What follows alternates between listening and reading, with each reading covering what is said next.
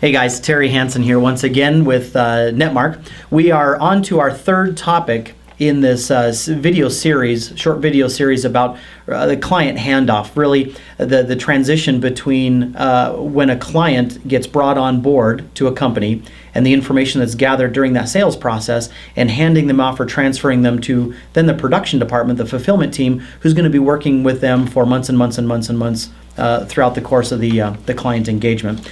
So the third part that we're really talking about today is a concept of buyer motivation and why people buy and that sort of thing. And as we have in the past, Josh Dalton, the CEO of Netmark, is here with us, and we're having a conversation.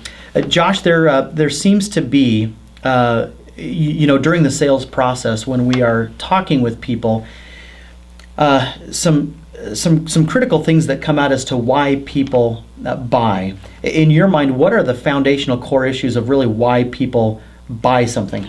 I think that everybody that's contacting us or everybody that has come across our website is looking for something because of a pain, an inner pain, something that's causing them problems or something that's causing them frustration, whether it's something that's immediately hurting them or something that is prohibiting them from getting to the next step. I couldn't agree more. There seems to be really two reasons why people purchase. Either they are going after some kind of pleasure or gain. I don't know, I think of the example of a Ferrari. When somebody buys a Ferrari, they're really not trying to solve any particular problem.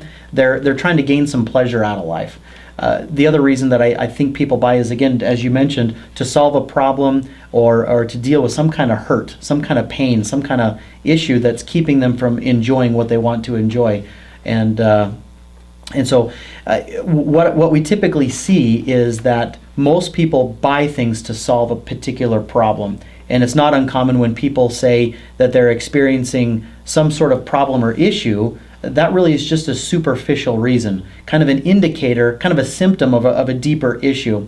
And during the sales process, salespeople will oftentimes hear kind of these symptom superficial problems, and as they start digging deeper, they get down to kind of the personal ramification or consequence of that problem. So, for example, somebody might say, "I need more traffic to my business. I need more sales."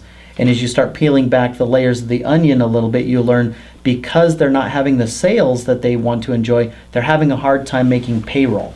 Right. The business owner is having to lay people off, and that's kind of keeping him up at night. So the real personal impact of not having enough sales is he's not getting enough sleep at night, and it's causing a pressure on his marriage or these kinds of things. There's always a personal impact to the kind of the business problem. Would you agree? Yeah, absolutely. So what you're saying is that they're maybe calling on behalf of their business, but the real pain stems from how it's affecting them personally. 100%, you bet. Wow, okay. You bet. No, you that's bet. a great point. Do you think it's fair to say then at this point that what their actual problem is and what they perceive their problem to be are two different things? Sometimes entirely, and it's really the salesperson's job during those initial conversations to discover that. Help the prospect at that stage, the prospective client, understand the real reasons why they're buying. And when they understand really, they might understand those subconsciously or kind of maybe emotionally, but talking about them and understanding those brings the impact, the urgency, and the intensity of the reason to buy right to the forefront. And it's those things that frankly have to be communicated to the technician, the production department, the fulfillment team, who is ever doing that, because that is ultimately why they're buying what they're buying, to help them sleep better at night or to fix Right. their marriage or this sort of example. It seems to me that if you're talking about their organization or their company and the problems associated with it, you're talking about all of the logical reasons why they're talking to you on the phone and trying to solve this problem. But if you can narrow in on how it's affecting them personally, then you can start driving that desire, that emotion that pushes the actual purchase button. Yep. So I really, really like the idea of doing that, because I think that and I know and that everybody knows that people make decisions because of emotion, because of the way Right. they feel about certain situations, and by relating to them personally, I think that you're really hitting those emotional buy buttons. I agree. You talk about going from the company level down to the individual level.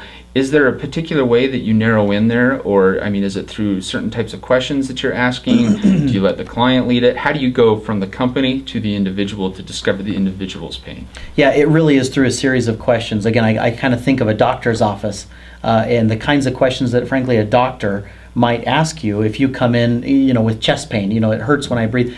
Some of the questions that he might ask you are, can you be more specific, or give me an example, or tell me exactly where it hurts? How long has it hurt? What do you do that causes it to hurt? Or questions like that. And then he also might ask you, what has been the consequence of this? How has that limited you, or what's been the impact of this? In the sales world, sometimes it's very powerful to ask, how long has your business been dealing with this challenge? 2 years. Okay. What have you tried to do to fix it or address it and remedy it? And they can share some of those things. How much has this problem cost your company? And how do you feel about that? There's always seems to be a financial or a monetary reason, or a impact of a problem, or a time impact. It's taking 20 additional hours per week to deal with this. So there's always which ultimately translates into money too, right? It does. True. There just seems to be a time or financial impact of business problems, which always impacts the business owners. Do you ever try and quantify that? So somebody could call up and say, hey, I have this problem, I've lost this much traffic, or I only have this many visitors a day coming to my website, and you go do keyword research and you see what the potential is for that particular market. Do you ever try and quantify what that actual pain is, or do you just leave it in generic terms? No, really, it makes the most sense to quantify a business problem in actual dollars and cents, because that's where we start talking about return on investment. I am going to be purchasing a product or service to fix a $5,000, a $10,000, a $100,000 per month, per year problem that my company is having. So they can immediately take, that's where value comes in, is I'm going to be investing X dollars to solve a Y problem. And they can immediately start generating some positive value there. So, but that is one of the critical components that has to be, or bits of information that has to be transferred to the production team. They have to understand that when they're going to be working with this client on the months going forward, that they're experiencing a $10,000 a month problem, and that's what the technician or production person is going to be working to solve. Got it. So is this something that is all done throughout the sales process or during the sales process? Or is this something that our technicians should continue on with after the client becomes a client? Ideally, it's one seamless process. The sales process is an information gathering process, and then once they're sold, that information is handed off to the production team, who then takes that information and starts doing things to meet those needs and following up on it. Think of it as physical therapy.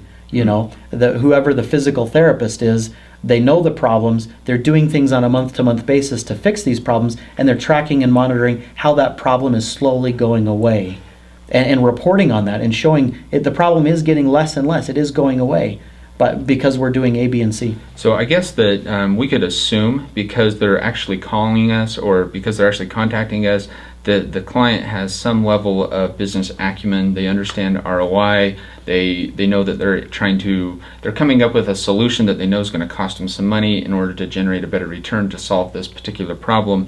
And if we quantify it, if they already haven't quantified it, I can see how that would create a bunch of emotion and really let them understand to a higher level how this is causing pain for them and their business, and how it relates to them personally.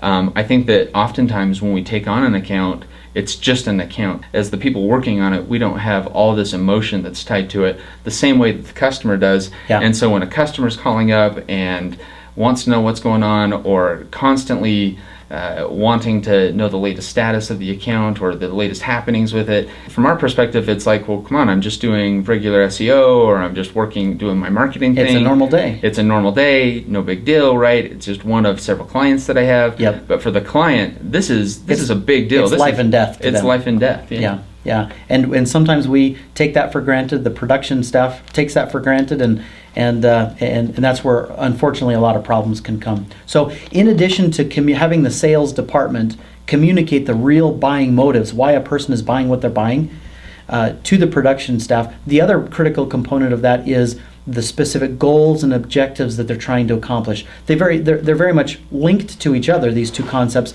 but sometimes they're very different. And so during the sales process, as the salesperson is gathering the information, the client will oftentimes share specific goals and objectives, specific metrics, specific benchmarks that they have to hit or want to see happen.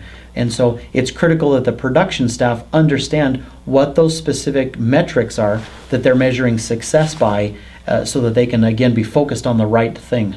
If I'm working on an account, I want to help the client make those goals. Is that something that I should be doing, or should I be just gathering the goals from the client? Initially, the client is going to know exactly what they want. As things progress, that may change, and it's really the production department's responsibility to stay relevant with the client as things mature and as things progress. Up front, they're going to know exactly what they want, why they want it, and what they're expecting.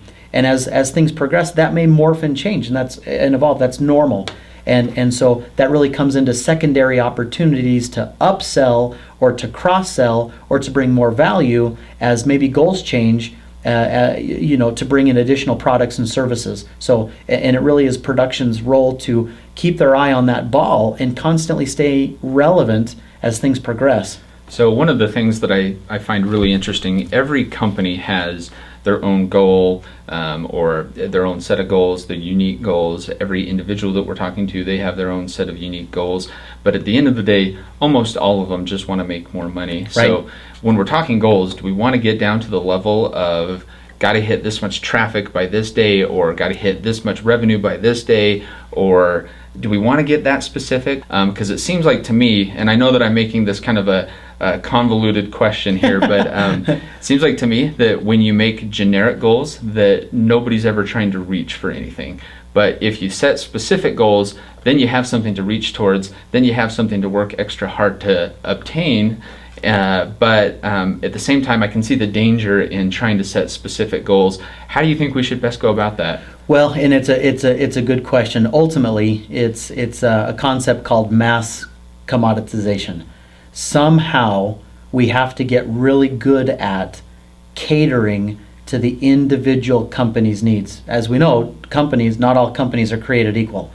Companies are basically people run by a bunch of people, and people are as different as night and day. So what one company needs and wants to measure and shoot for is going to be obviously vastly different than another company. So one company might be so granular as to focus on the day, the week, the month, and specific metrics. They need that. But the takeaway is that we have to understand that we have to be focusing on delivering to that. Another company might not. They just want to maybe see general trends increase, general this, general that, general the other. That's okay. That's their need. They don't require such a granular level. But the takeaway is we have to understand that, and we have to be fulfilling and meeting that. So it's less about the what, really, but it's more sometimes about the how. Got it. That really kind of wraps up this third component that we've been talking about when it comes to understanding buyer motivation and communicating those critical pieces of information to the production team. So follow us on the next segment when we're talking about the financial and decisionary type components that have to be transferred. See you on the next one.